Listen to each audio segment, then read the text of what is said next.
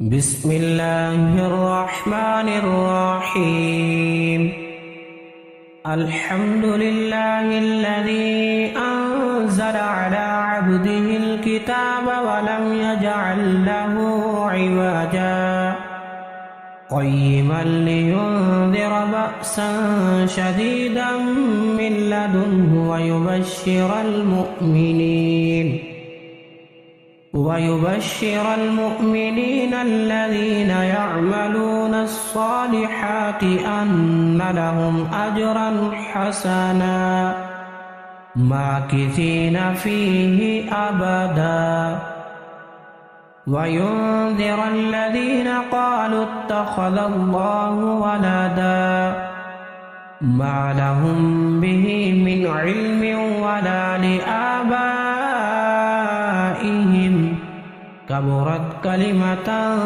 تخرج من أفواههم إن يقولون إلا كذبا فلعلك باخع نفسك على آثارهم إن لم يؤمنوا بهذا الحديث أسفا إنا جعلنا ما على الأرض زينة لها لنبلوهم أيهم أحسن عملا وإنا لجاعلون ما عليها صعيدا جرزا أم حسبت أن أصحاب الكهف والرقيم كانوا من آياتنا عجبا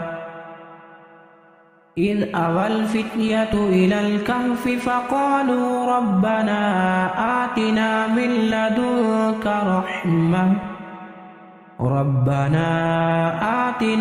لدنك رحمة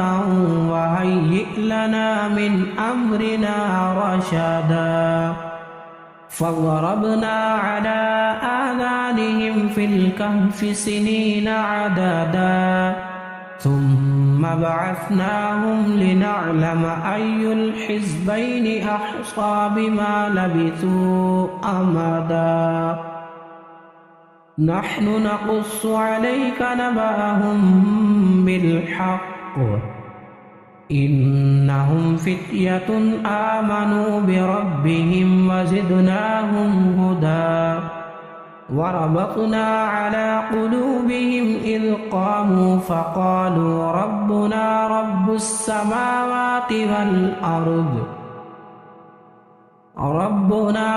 السماوات والأرض لن ندعو من دونه إلها لقد قلنا إذا شططا هؤلاء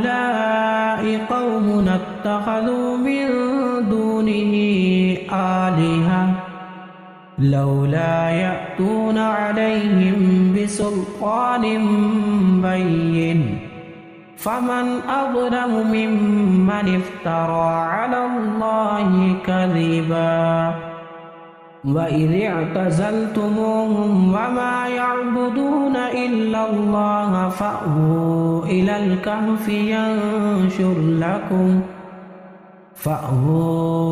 الكهف ينشر لكم ربكم من رحمته ويهيئ لكم من أمركم مرفقا وترى الشمس إذا طلعت تزاور عن كهفهم ذات اليمين وإذا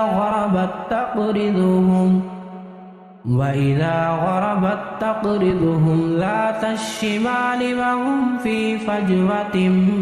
منه ذلك من آيات الله من يهد الله فهو المهتد ومن يضلل فلن تجد له وليا مرشدا وتحسبهم أيقاظا وهم رقود ونقلبهم ذات اليمين وذات الشمال وكلبهم باسط ذراعيه بالوصيد لو اطلعت عليهم لوليت منهم فرارا ولملئت منهم رعبا وكذلك بعثناهم ليتساءلوا بينهم قال قائل منهم كم لبثتم قالوا لبثنا يوما أو بعض يوم قالوا ربكم أعلم بما لبثتم فابعثوا أحدكم بورقكم هذه إلى المدينة فلينظر أيها أزكى طعاما فليأتكم برزق منه وليتلطف ولا يشعرن بكم أحدا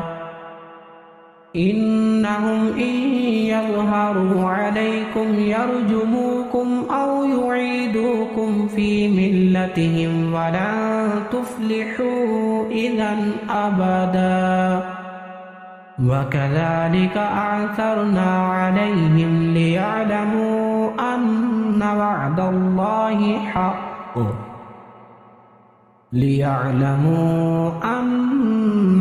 الله حق وأن الساعة لا ريب فيها إذ يتنازعون بينهم أمرهم فقالوا ابنوا عليهم بنيانا ربهم أعلم بهم قال الذين غلبوا على أمرهم لنتخذن عليهم مسجدا سيقولون ثلاثة رابعهم كلبهم ويقولون خمسة سادسهم كلبهم رجما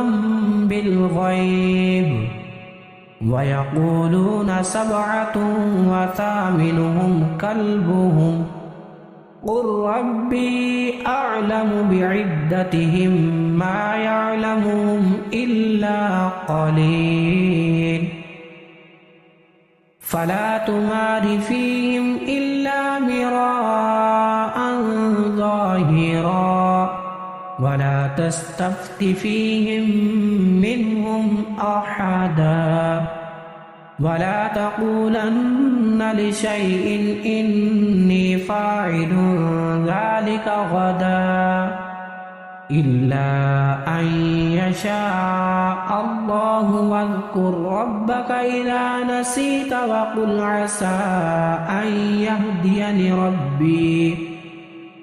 وقل عسى أن يهديني ربي لأقرب من هذا رشدا ولبثوا في كهفهم 300 سنين وازدادوا 9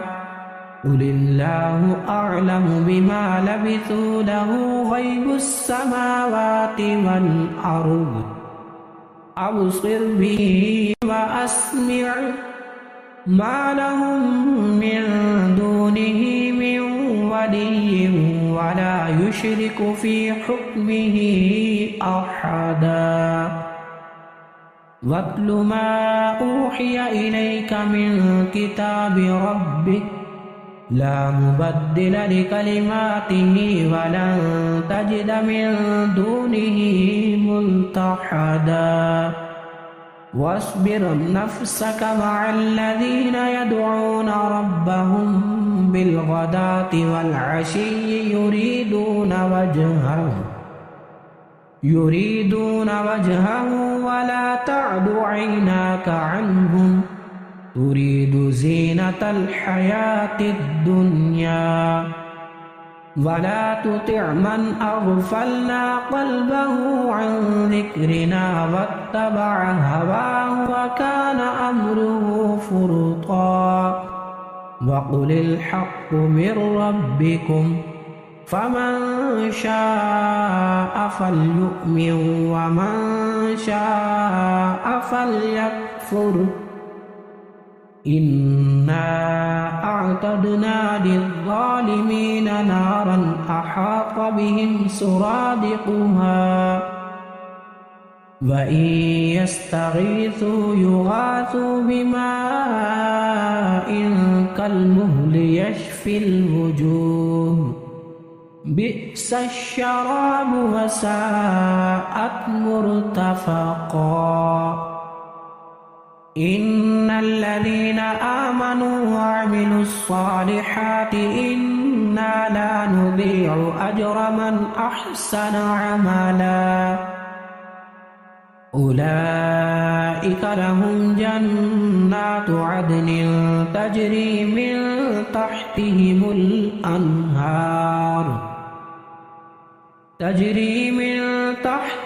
الأنهار يحلون فيها من أساور من ذهب ويلبسون ثيابا خضرا من سندس واستبرق متكئين فيها على الأرائك نعم الثواب وحسنت مرتفقا واضرب لهم مثلا الرجلين جعلنا لأحدهما جنتين من أعناب وحففناهما بنخل وجعلنا بينهما زرعا كلتا الجنتين آتت أكلها ولم تظلم منه شيئا وفجرنا خلالهما نهرا وكان له ثمر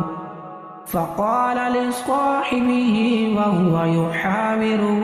أنا أكثر منك مالا وأعز نفرا ودخل جنته وهو ظالم لنفسه قال ما أظن أن تبيد هذه أبدا وما أظن الساعة قائمة ولئن رددت إلى ربي لأجدن خيرا منها منقلبا قال له صاحبه وهو يحاوره أكفرت بالذي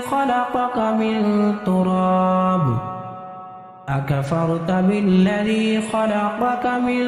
تراب ثم من نطفة ثم سواك رجلا لكن هو الله ربي ولا أشرك بربي أحدا ولولا إذ دخلت جنتك قلت ما شاء الله لا قوة إلا بالله إن ترني أنا أقل منك مالا وولدا فعسى ربي أن يؤتيني خيرا من جنتك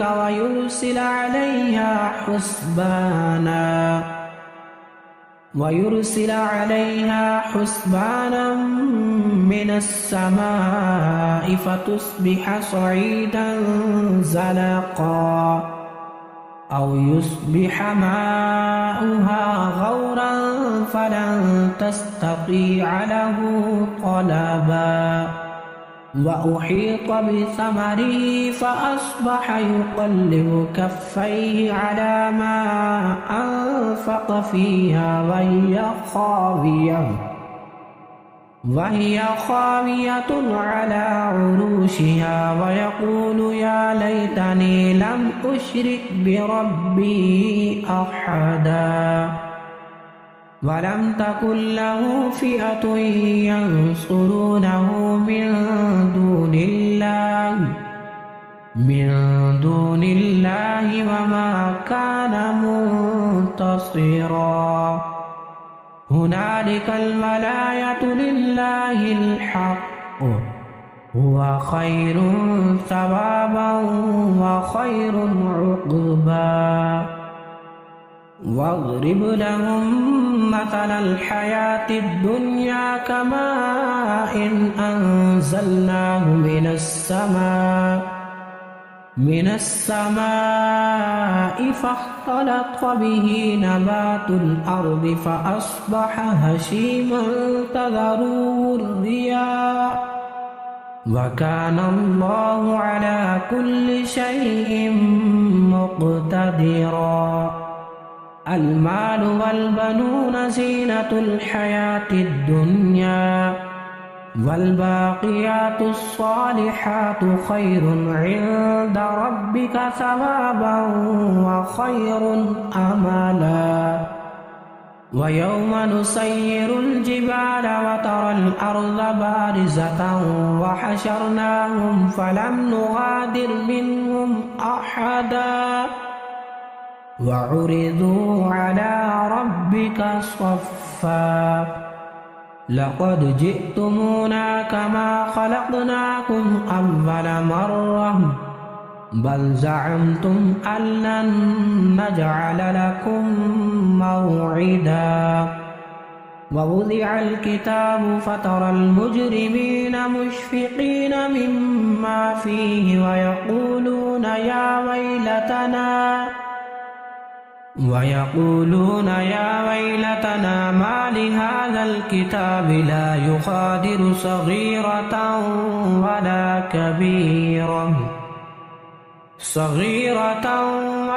كبيرة إلا أحصاها ووجدوا ما عملوا حاضرا ولا يظلم ربك أحدا. وإذ قلنا للملائكة اسجدوا لآدم فسجدوا إلا إبليس كان من الجن ففسق عن أمر ربه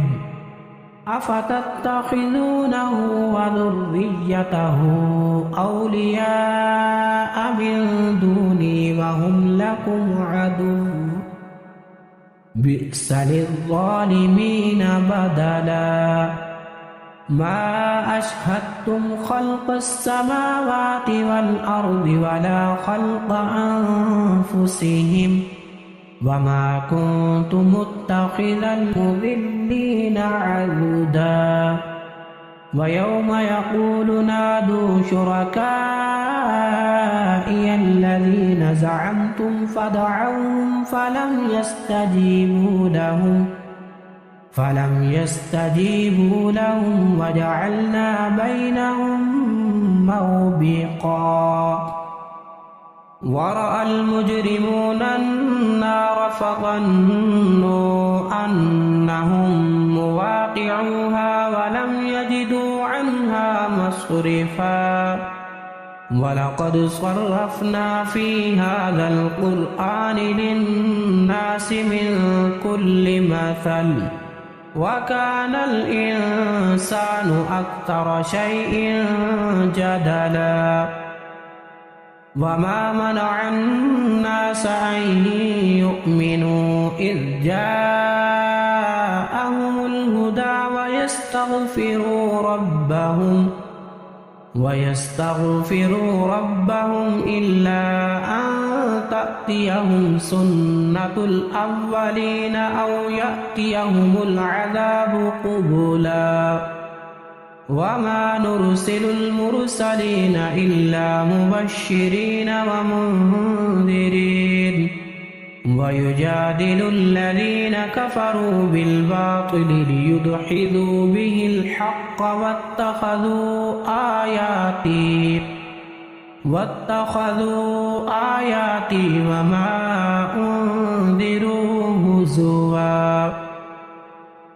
ومن أظلم ممن ذكر بآيات ربه فأعرض عنها ونسي ما قدمت يداه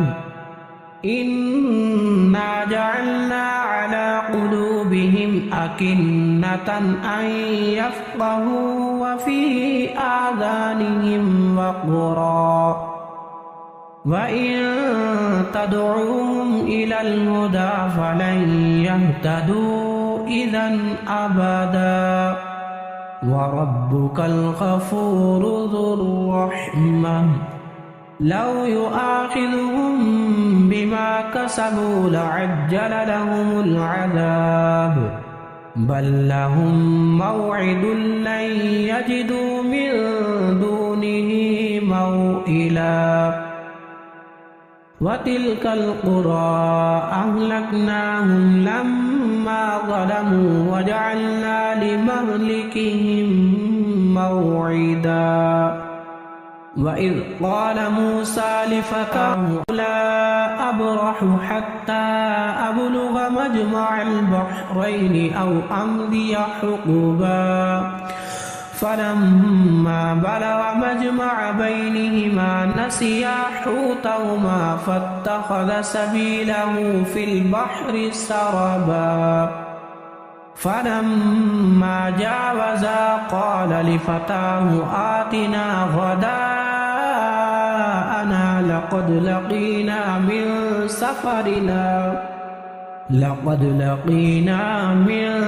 سفرنا هذا نصبا قال أرأيت إذ أوينا إلى الصخرة فإني نسيت الحوت وما أنسانيه إلا الشيطان أن أذكره واتخذ سبيله في البحر عجبا قال ذلك ما كنا نبغي فارتدا على آثارهما قصصا فوجدا عبدا من عبادنا آتيناه رحمة من عندنا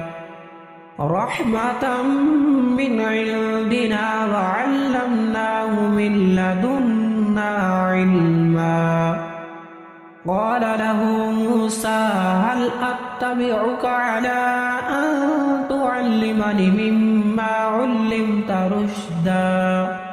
قال إنك لن تستطيع معي صبرا وكيف تصبر على ما لم تحط به خبرا قال ستجدني إن شاء الله صابرا ولا أعصي لك أمرا قال فإن اتبعتني فلا تسألني عن شيء حتى أحدث لك منه ذكرا فانطلقا حتى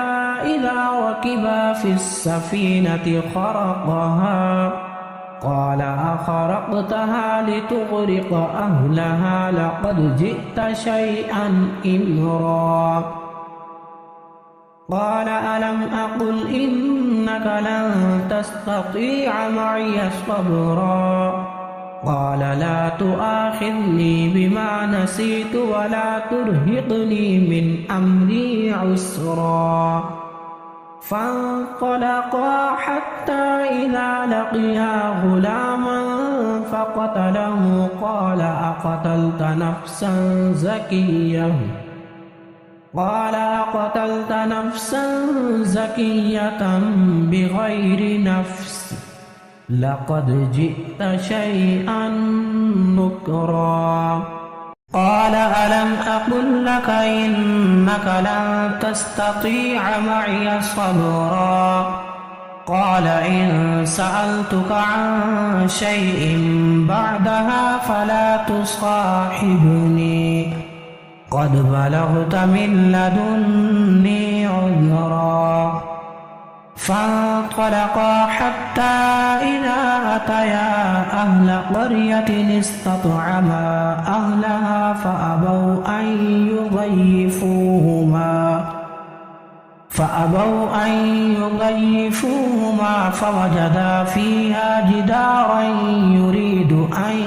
ينقض فأقامه قال لو شئت لاتخذت عليه أجرا قال هذا فراق بيني وبينك سأنبئك بتأويل ما لم تستطع عليه صبرا أما السفينة فكانت لمساكين يعملون في البحر فأردت أن أعيبها وكان وراءهم ملك يأخذ كل سفينة غصبا وأما الغلام فكان أبواه مؤمنين فخشينا أن يرهقهما طغيانا وكفرا فأردنا أن يبدلهما ربهما خيرا منه زكاة وأقرب رحما وأما الجدار فكان لغلامين يتيمين في المدينة وكان تحته كنز لهما وكان أبوهما صالحا فأراد ربك أن يبلغا أشدهما ويستخرجا كنزهما رحمة من ربك وما فعلته عن أمري ذلك تأويل ما لم تستطع عليه صبرا ويسألونك عن ذي القرنين قل سأتلو عليكم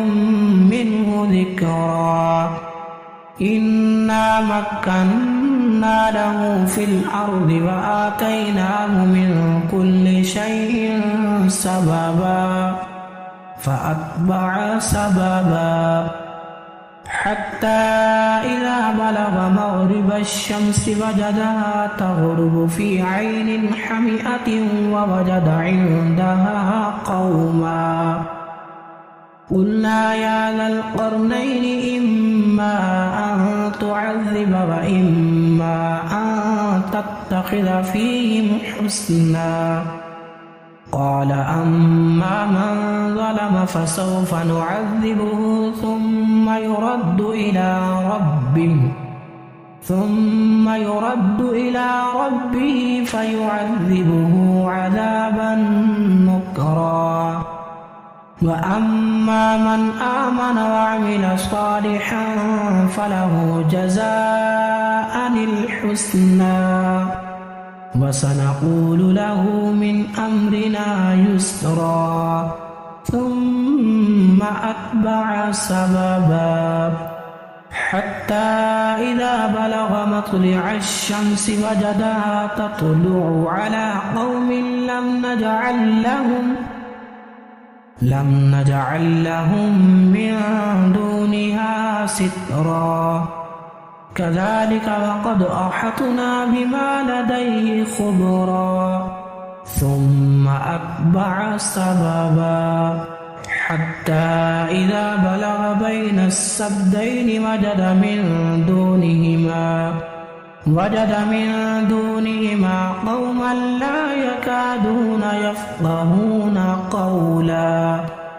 قالوا يا ذا القرنين إن يأجوج ومأجوج مفسدون في الأرض فهل نجعل لك خرجا على أن تجعل بيننا وبينهم سدا قال ما مكني فيه ربي خير فأعينوني بقوة أجعل بينكم وبينهم ردما آتوني زبر الحديد حتى إذا ساوى بين الصدفين قال انفخوا حتى إذا جعله نارا قال آتوني أفرغ عليه قطرا فما استطاعوا أن يظهروا وما استطاعوا له نقبا قال هذا رحمة من ربي فإذا جاء وعد ربي جعله دكا وكان وعد ربي حقا وتركنا بعضهم يومئذ يموج في بعض ونفخ في الصور فجمعناهم جمعا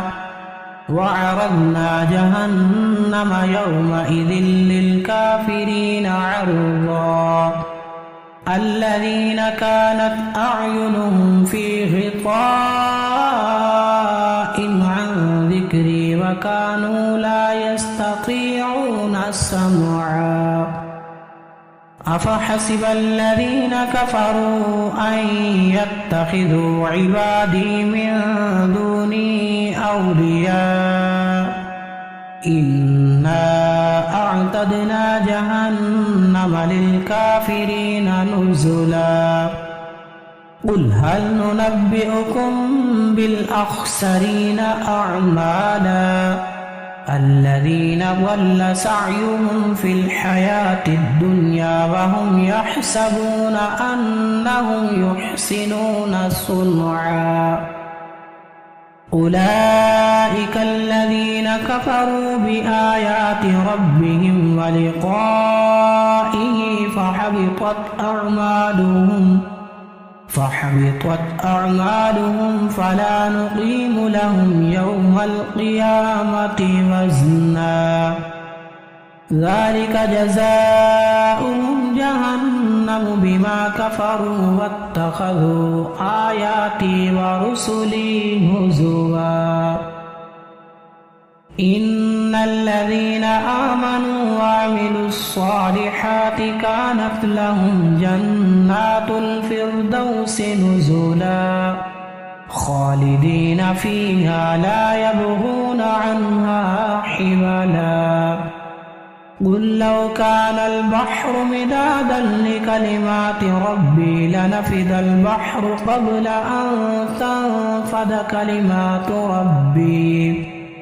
قبل أن تنفد كلمات ربي ولو جئنا بمثله مددا قل إنما أنا بشر مثلكم يوحى إلي أنما إلهكم إله واحد فمن كان يرجو لقاء ربه فليعمل